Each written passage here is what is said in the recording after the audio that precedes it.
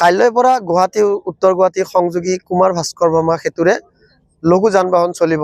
ইতিমধ্যে যোৱা 14 ফেব্ৰুৱাৰীত দেশৰ প্ৰধানমন্ত্ৰী নৰেন্দ্ৰ মোদীয়ে মুকলি কৰাৰ পাছতে প্ৰায় এমাহ জোৰা এই দলংখন পথচাৰীৰ কাৰণে মুকলি আছিল আৰু কাইলৈৰ পৰা লঘু যান বাহন এই দলঙৰে চলিব। মই দেখুৱাইছো সামগ্ৰিক পৰিৱেশ, এয়া কুমাৰ ভাস্কৰ বৰ্মা সেতু। ইতিমধ্যে উত্তৰ গুৱাহাটী বা সমগ্ৰ অসমৰ কাৰণে এই দলংখন যোৱা 14 ফেব্ৰুৱাৰীত দেশৰ প্ৰধানমন্ত্ৰীয়ে মুকলি কৰি দিয়াৰ পাছতে প্ৰায় এমাহ পথচাৰীৰ কাৰণে মুকলি আছিল আৰু কাইলৈৰ পৰা লঘু যান বাহন মুকলি কৰি দিব কথাটো ৰাইজে জানিব পৰাৰ পাছতে উৎফুল্লিত হৈ পৰিছে সমগ্ৰ উত্তৰ গুৱাহাটীবাসী অঞ্চলবাসী। মোৰ লগত এগৰাকী জ্যেষ্ঠ আছে, তাৰ পৰা জানিব বিচাৰিম কি ক'ব কাইলৈৰ পৰা দলঙৰে বাহন অহা যোৱা কৰিব দিব।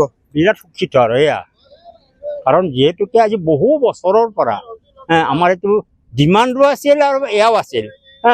যদিও হিমন্ত তাত এটা ডিমাণ্ডো আছিল, আৰু ডিমাণ্ডটো কি হ'ল, যিখন আমি লিষ্ট দিছিলোঁ এইখন 1 নম্বৰতহে খালি ব্ৰিজখন, তাৰপিছত পানী যোগান অমুক যোগান সেইবিলাক যি কৰা কৰি থাকক, 1 নম্বৰত আমি খালি ব্ৰিজখন দিছিলোঁ। গতিকে আজি হ'ল ইমান বছৰ মূৰত হ'ল, তথাপি ইমানটো ধন্যবাদ দিবই লাগিব। এটা প্ৰায় 80 বছৰ, আপোনাৰ 80 বছৰ হয় আৰু ধৰ 1 বছৰ বাকী আছে। 78 জাহাজেৰে বহুত অসুবিধা, জাহাজেৰে কিমান বছৰ গ'লো। গতিকে বানপানীৰ কথা আছে, এয়া কথা আছে, আৰু বতাহৰ কাৰণে আমি কেইবাদিনো এয়া কৰিছো, তাতে বিপদত পৰিছে। বিপদ মানে আৰু আমিতো ইয়াত নাযাওঁ, টুলুঙা নাহতে যাওঁ। টুলুঙা নাও মিনছ এইটো এই ভটভটি এটা সপোন বাস্তৱ হ'ল। একদম সপোন বাস্তৱটো হৈছেই। আৰু এগৰাকী লোক আছে, তেওঁৰ পৰা জানিব বিচাৰিম বহু প্ৰতীক্ষিত দলং কাইলৈৰ পৰা বাহন অহা যোৱা কৰি দিব, কি ক'ব? হয়, আমাৰ উত্তৰ গুৱাহাটীবাসীৰ এটা দাবী আছিল, কিন্তু পূৰণ কোনেও কৰিব নোৱাৰিলে। আমাৰ মুখ্যমন্ত্ৰী মহোদয় ডক্টৰ হিমন্ত বিশ্ব শৰ্মাদেৱে আমাৰ উত্তৰ গুৱাহাটীবাসী ৰাইজৰ আশা পূৰণ কৰিলে। গতিকে তেখেতক পোনপ্ৰথমে মই ধন্যবাদ জ্ঞাপন কৰিলোঁ।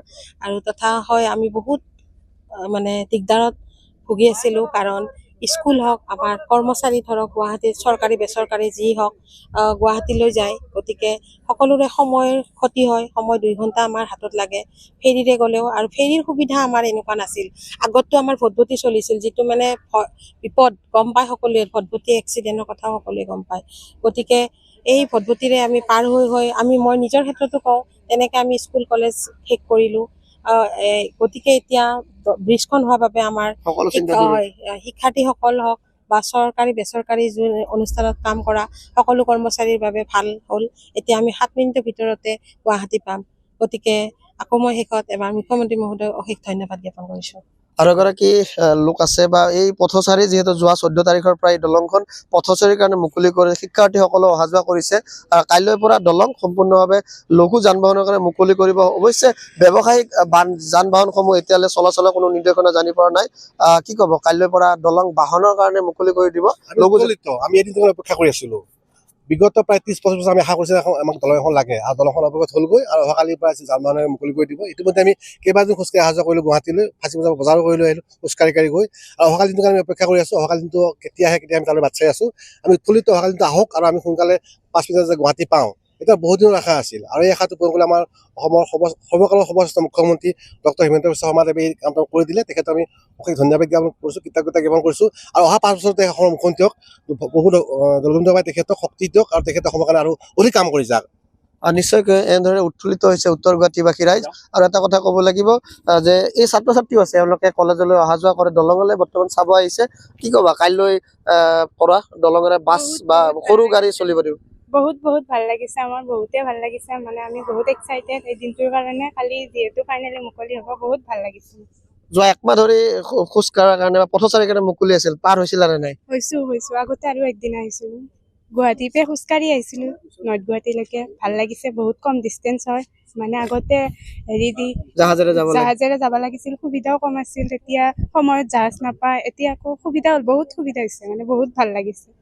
দেখা গৈছে এনেদৰে উৎফুল্লিত হৈছে উত্তৰ গুৱাহাটীবাসী। যোৱা 14 ফেব্ৰুৱাৰীত দেশৰ প্ৰধানমন্ত্ৰীয়ে মুকলি কৰাৰ পাছতে প্ৰায় এমাহ জোৰা অন্তত কাইলৈৰ পৰা চলিব লঘু যান বাহন কুমাৰ ভাস্কৰ বৰ্মা সেতুৰে।